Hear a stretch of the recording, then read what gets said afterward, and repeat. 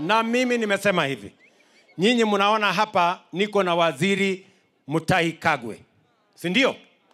Si huyu Mutahi Kagwe sasa ndio waziri wetu wa mambo ya kilimo? Si yeye ndiye ananisaidia kupanga mambo ya maziwa na kunisaidia kupanga mambo ya kahawa na kunisaidia kupanga mambo ya mbolea? Huyu waziri huyu, si ndio? Huyu waziri Mutahi Kagwe, si ni kweli?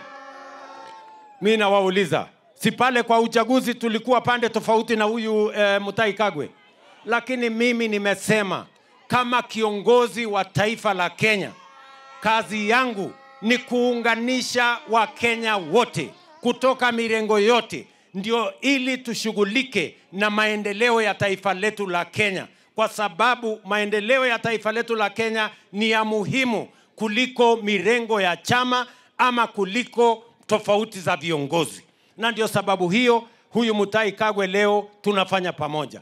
Wale wengine hata walikuwa upinzani tunafanya pamoja, kwa sababu ya kuunganisha taifa, ndio tuweze kushughulika na mambo ya maendeleo bila ya kisirani, bila ya ugomvi, bila ya chuki, bila ya ukabila na bila ya kuwagawanya Wakenya. Mimi nawauliza nyinyi watu wa Narumoru, mnataka tuendelee kugawana ama tuungane tufanye maendeleo pamoja? Mnasema tuungane, tushirikiane na huyu Mutahi Kagwe na wengine? Wale wanasema tuungane nione kwa mkono. Bas.